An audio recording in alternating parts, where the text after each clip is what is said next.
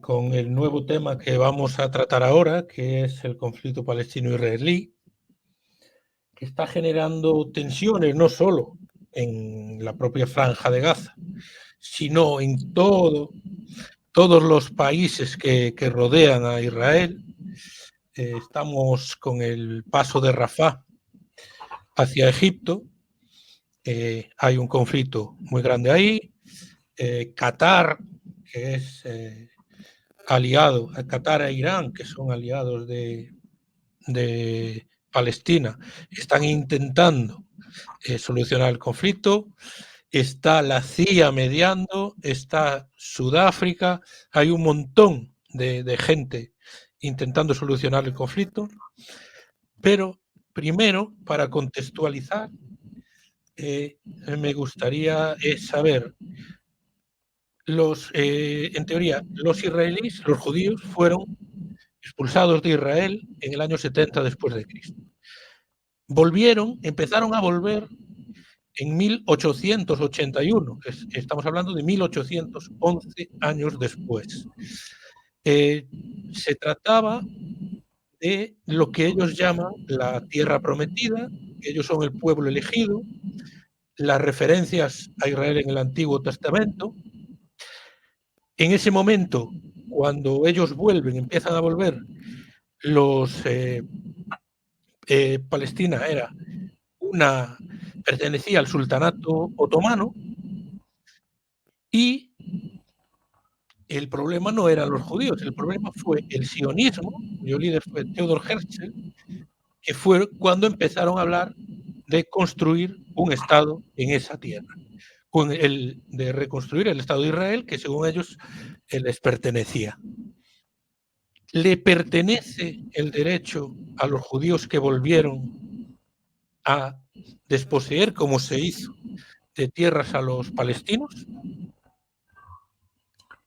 Bueno, es que si nos vamos muy atrás, tampoco eso, claro, eso no era de ellos tampoco, porque estaban primero los filisteos y, claro, si vamos a ir y los cananeos y claro, si nos vamos a los años de no sé qué, que uno estaba o dejaba de estar, vamos a ver, ellos vuelven exactamente por lo que tú dices en el siglo XIX, ya finales del siglo XIX, con las teorías de Theodor Herzl, que era un sionista alemán, era un judío alemán, que tenía las teorías sionistas, por cierto, bastante, en el tema racial,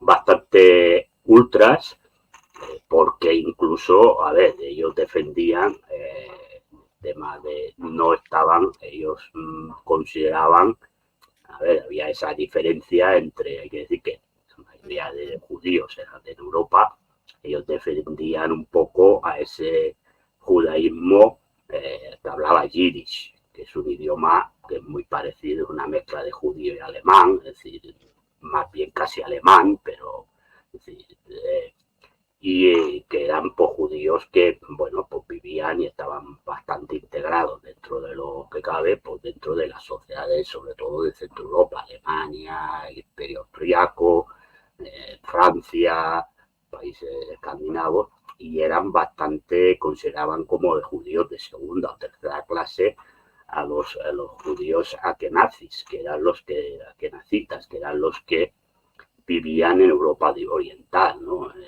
Imperio ruso, para ser exactos, o en la zona más balcánica del Imperio Austriaco o incluso dentro del Imperio Otomano, ¿no? Bueno, claro, ellos van volviendo porque hacen esa idea, ¿no? De que Sion, pues se llama sionista, ¿no? Porque el primer templo que se construyó en Israel antes de Jerusalén, y que fue el único templo que quedó una vez destruido el templo de Jerusalén, fue el templo de Sion. Entonces ellos es volver a la tierra de Sion. Por eso el movimiento se llama sionista. Bueno, entonces ellos lo que establecen es esa emigración de judíos a la zona de lo que era Palestina, que entonces, como tú bien dices, formaba parte del Imperio Otomano. Bueno, ellos van llegando allí. En principio no hay un gran problema entre los judíos que llegan y los palestinos que hay, y eso se va formando. el lío está cuando a partir, ¿verdad?, de los años, sobre todo a partir entonces Theodor Herzl lo que hace es ir estable, sobre todo durante la Primera Guerra Mundial o poco antes, es ir a hablar con diversos dirigentes de países europeos, sobre todo en Gran Bretaña, y convencen pues que estaría bien crear una patria judía en Palestina, que eso se lleva a la práctica. No se lleva totalmente a la práctica al final de la Primera Guerra Mundial, pero hay que recordar que esa zona queda como mandato británico. Y los ingleses están ahí hasta el final de la Segunda Guerra Mundial. Entonces, a partir del final de la Segunda Guerra Mundial, por el no recuerdo el nombre del diplomático británico, que es el que firma la que puedan establecerse. Balfour, es decir, que ven que se establece que empiecen a llegar judíos y se favorezca la emigración judía a Palestina. Y a partir de ahí sí que ya empiezan a haber problemas, porque los judíos empiezan a ocupar ya determinadas zonas donde viven los palestinos y ya empiezan a haber bastantes problemas. Incluso en el año 37 pues hay una primera diáspora de población palestina de una zona a otra, porque los judíos ocupan, esos judíos emigrantes, pues empieza a haber problemas. Y es sobre todo a partir de la partición que se realiza a través de las Naciones Unidas en el año 48, que establece la separación de los estados, ¿no? El Estado palestino y el Estado de Israel. A partir de ahí Israel, pues a ver, es que el tema es que el sueño de los sionistas es crear el gran Israel. Es decir, ir a las fronteras históricas de la máxima expansión que tuvo el reino de Israel bíblico. Es decir, si la gente coge la Biblia, el libro de Jueces y Reyes, verá ahí la máxima expansión que tuvo el Estado de Israel, que es el gran Israel, lo que llaman ellos el gran Israel. Entonces, esa es la idea final de los sionistas, es la construcción del gran Israel, y eso pasa por ocupar pues amplias zonas. Es decir, claro, aunque no lo digan abiertamente, porque hay zonas de lo que es el gran Israel, que sería el gran Israel, que hoy pertenecen a otros países, pero sí que esa es la idea, y por lo tanto la idea de ellos es tener el gran Israel, ocupar toda una serie de zonas que comportan el gran Israel, y si se puede expulsar a los palestinos de la zona, mejor, porque entonces evidentemente no tendrían, digamos, problemas internos de una población palestina a la que no quieren en absoluto. Y esta es la idea general, y eso lo están aplicando en Gaza, porque en Gaza lo que están haciendo es un genocidio que va con el objetivo de expulsar de la franja de Gaza a los 2 millones y pico de palestinos que viven allí, si no todos, porque la amplia mayoría evidentemente abandonen Gaza y Israel quedarse con Gaza, que también es lo que están haciendo con Cisjordania, ¿no? Con colonos apoyados por el ejército que van ocupando granjas palestinas y territorios palestinos, pues los van ocupando y expulsando a población palestina de la zona, porque el objetivo es eso, ocupar esa zona de Cisjordania, que también pertenecía al gran Israel bíblico, ocupar los altos del Golán, que los tienen ahí ocupados, aunque son de Siria, pero bueno, ocuparlos, llegar a la parte sur de Líbano, que también formaba parte del gran Israel, e incluso partes,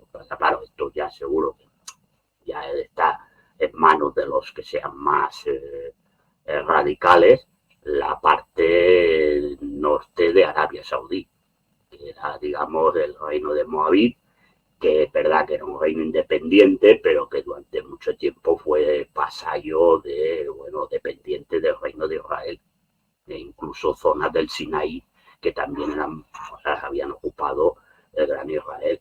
Entonces, en esas están. Es decir, esta es la idea que tiene, lo que repito, el sionismo.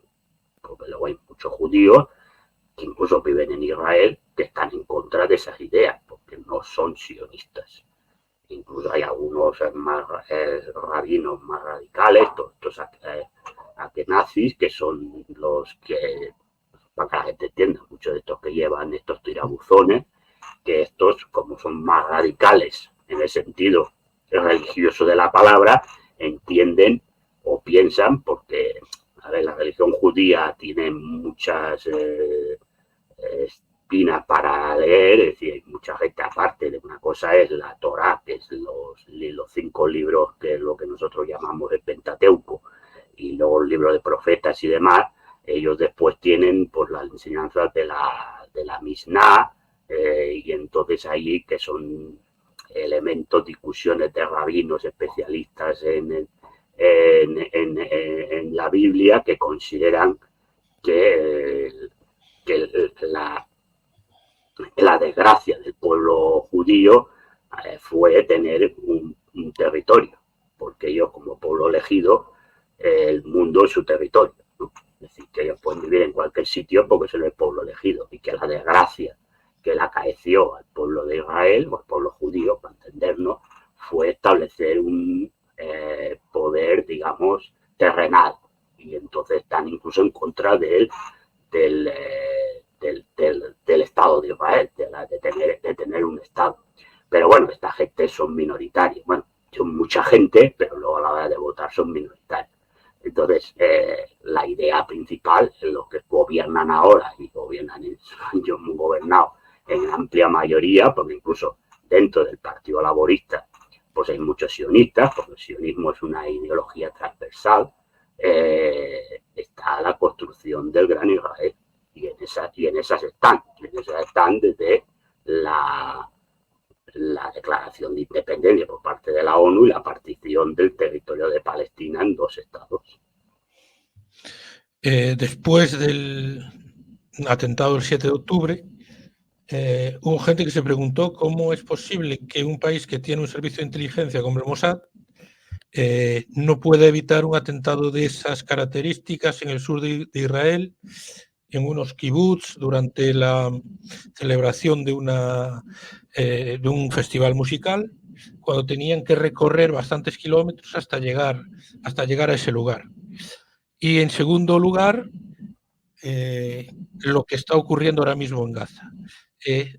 Estados Unidos, decía ayer, daba por buenas en el sentido de reales las muertes de 25.000 mujeres y niños en Gaza. Evidentemente no son miembros de Hamás, porque solo son hombres.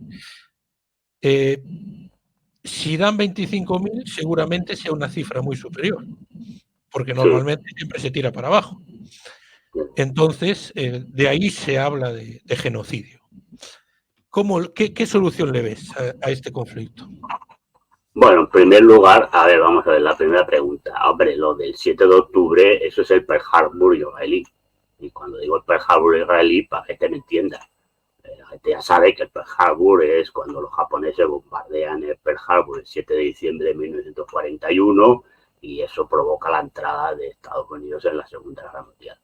Hombre, yo, si no lo sabe, pues ahora lo explico. Ya se sabe que los americanos sabían que les iban a bombardear, por eso sacaron los portaaviones y los mejores barcos de la base de Pearl Harbor, bombardearon, destrozaron 4 o 5 acorazados ya que no valían absolutamente para nada, y eso justificó la entrada de la guerra.